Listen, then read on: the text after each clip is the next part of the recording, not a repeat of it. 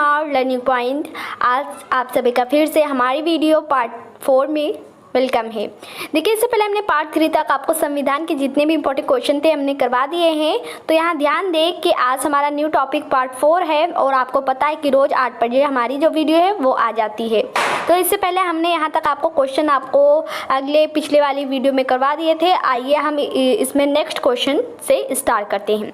देखिए, भारतीय संविधान के किस भाग को उसकी आत्मा की व्याख्या होना चाहिए, तो आख्या यहाँ दे दिया गया है, बट व्याख्या प्रदान की गई है। तो प्रस्तावना को क्या भारतीय संविधान के किस भाग को इसकी आत्मा की व्याख्या प्रदान की गई है, तो प्रस्तावना को। ऑप्शन आपका A is the very very important. देखिए, नेक्स्ट है भारतीय संविधान की कौन सी विशेष व्यवस्था इंग्लैंड से ली गई है, तो भारतीय संविधान की कौन सी जो विशेष व्यवस्था है उसे इंग्लैंड से लिया गया है। तो आप यहाँ ध्यान दें कि जो सर्वोच्च न्यायपालिका होती है या मूल अधिकार होता है उसे यूएसए से लिया गया, इसे भी यूएसए से लिया गया। संघीय प्रणाली को कनाडा से लिया गया है और संसदीय प्रणाली को इंग्लैंड से लिया गया है। तो आई होप आपको पता चल गया, इसमें ऑप्शन ए राइट है। देखिए, वर्तमान में जो संविधान है उसमें कितनी जो अनुसूचियां कितनी हैं, तो वर्तमान में 12 अनुसूचियां हैं। संविधान सभा का अस्थायी सदस्य किसे चुना गया, तो संविधान सभा का अस्थायी सदस्य और अस्थायी सदस्य, बहुत ही क्वेश्चन आता है तो यहाँ ध्यान देंगे आप लोग। तो संविधान सभा का अस्थायी सदस्य किसे चुना गया, डॉक्टर सच्चिदानंद सिन्हा को। तो आई होप इतना आपको क्लियर हो गया होगा। आइए नेक्स्ट क्वेश्चन की तरफ चलते हैं कि नेक्स्ट क्वेश्चन क्या है। इन्हें 9 दिसंबर 1946 को चुना गया था और इन्हें 11 दिसंबर 1946 को चुना गया था। तो आई होप इतना आपको क्लियर हो गया होगा। आइए ये अस्थायी थे। फिर नेक्स्ट देखें, नेक्स्ट क्वेश्चन है यहाँ, निम्नलिखित में से कौन किसी राज्य का क्षेत्र घटा या बढ़ा सकता है, तो इसमें कौन सा ऐसे हैं कि जो राज्य का जो क्षेत्र है उसे घटा भी सकते हैं और बढ़ा भी सकते हैं। अगर उसका विस्तृत रूप करना चाहें तो उसे विस्तृत रूप कर सकते हैं। तो आई होप यहाँ आपको समझ में आ गया। तो यहाँ हो जाएगा ऑप्शन बी संसद। नेक्स्ट है भारत की जो संप्रभुता है वो किसमें निहित होती है, तो संप्रभुता जो है भारत की जनता में नहीं होती है। भारत की जो संप्रभुता है वो किसमें निहित होती है, भारत की जनता में निहित होती है।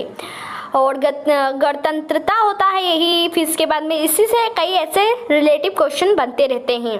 आइए नेक्स्ट क्वेश्चन देखते हैं, संविधान सभा का अस्थायी अध्यक्ष किसे चुना गया, तो डॉक्टर राजेंद्र प्रसाद। अभी हमने आपको स्टार्टिंग में बताए थे कि डॉक्टर राजेंद्र प्रसाद क्या थे, अस्थायी थे, और डॉक्टर सच्चिदानंद सिन्हा अस्थायी थे। तो इतना आपको क्लियर हो गया होगा।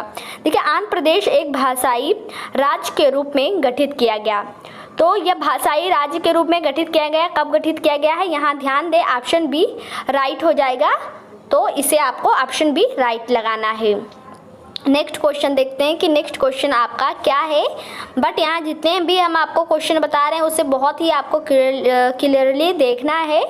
तो आइए देखते हैं कि नेक्स्ट क्वेश्चन आपका क्या है। तो इसी तरीके से आपका नेक्स्ट क्वेश्चन बन जाएगा। ध्यान दें, ऑप्शन बी आपका राइट हो जाएगा। देखिए, किस अनुच्छेद के तहत संसद को नागरिकता के संबंध में कानून बनाने का अधिकार प्रदान किया गया, क्या नागरिकता। तो 5 और 11 जो आपका था ये उसमें था, नागरिकता के संबंध में कानून बनाने का अधिकार प्रदान किया गया। तो यहाँ जो अगर अनुच्छेद की बात पूछ रहा है तो किस अनुच्छेद के तहत नागरिकता के संबंध में कानून बनाने का अधिकार प्रदान किया गया, अनुच्छेद 11 में हो जाएगा। नेक्स्ट क्वेश्चन है कि मौलिक अधिकारों का निलंबन कौन कर सकता है, जो मौलिक अधिकार हैं उनके निलंबन राष्ट्रपति कर सकते हैं। नेक्स्ट क्वेश्चन आइए देखते हैं कि नेक्स्ट क्वेश्चन आपका क्या है, मौलिक अधिकार संविधान के किस भाग में वर्णित है। जो मौलिक अधिकार है वो संविधान के किस भाग में, यहाँ आपसे अब अनुच्छेद नहीं पूछ रहा, आपसे यहाँ भाग पूछ रहा है, तो किस भाग में निहित है। तो जो मौलिक अधिकार है उसे यूएसए से लिया गया है, और यहाँ आपका जो ये आर्टिकल हो जाएगा ये आपका 12 और 35 हो जाएगा। बट यहाँ अगर भाग की बात करें तो भाग 3 हो जाएगा। तो option B is the right answer. Next आइए देखते हैं क्वेश्चन आपका क्या है। नेक्स्ट क्वेश्चन देखते हैं, भारतीय संविधान के किस अनुच्छेद में राज्य की नीति निर्देशित तत्वों का उल्लेख है। अब यहाँ आपसे अनुच्छेद पूछ रहा है, राज्य भाग नहीं पूछ रहा, अनुच्छेद पूछ रहा है। तो यहाँ अनुच्छेद आपका जो हो जाएगा, ऑप्शन यहाँ 4 ऑप्शन दिए गए हैं, इसमें से एक ही ऑप्शन आपका राइट होगा। तो यहाँ ध्यान दें कि भारतीय संविधान अनुच्छेद 36 और यहाँ आपका जो ये है इसमें दिया गया है। नेक्स्ट है यहाँ कि भारतीय संविधान में राज्य के नीति निर्देशक तत्व का ग्रहण किए गए हैं। भारतीय संविधान में जो राज्य के नीति निर्देशक तत्व हैं उन्हें ग्रहण किए गए हैं तो आयरलैंड से ग्रहण किए गए हैं, मतलब उसने आयरलैंड से लिए गए हैं, वो भी अनुच्छेद 36 से 51। नेक्स्ट देखते हैं कि नेक्स्ट क्वेश्चन क्या है। भारतीय संविधान के भाग 3 में कुल कितने अनुच्छेदों के मूल अधिकारों का वर्णन है? तो कितने मूल अधिकारों का पूछ रहा है, अधिकारों का वर्णन है, तो ऑप्शन इसमें कौन सा ऑप्शन है वो डी हो जाएगा 24। नेक्स्ट है संविधान सभा में प्रारूप समिति के अध्यक्ष कौन थे?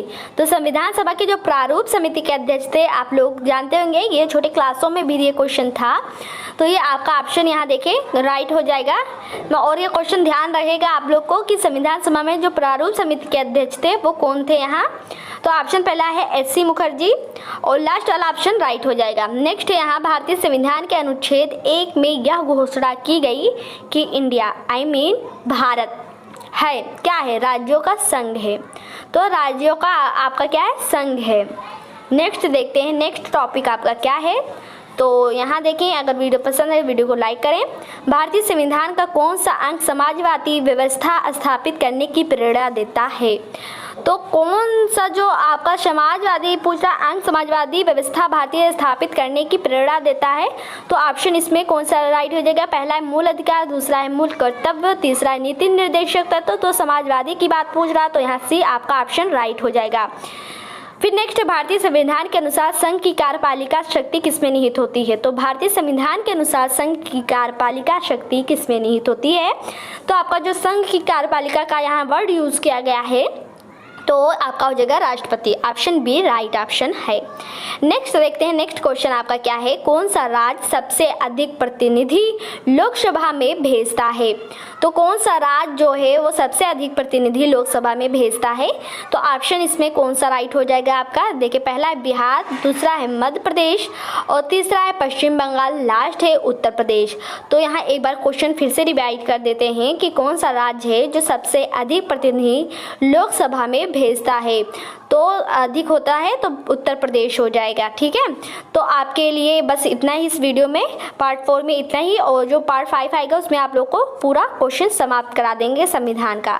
तब तक के लिए इतना ही, और रोज आप लोग 8 बजे रात को वीडियो यहाँ पा जाते हैं। जो लोग नहीं पाते हैं, नए हैं, नहीं जानते, तो रोज 8 बजे यहाँ से आप लोग आकर देख लिया करें। तब तक के लिए इतना ही। Thank for watching this video.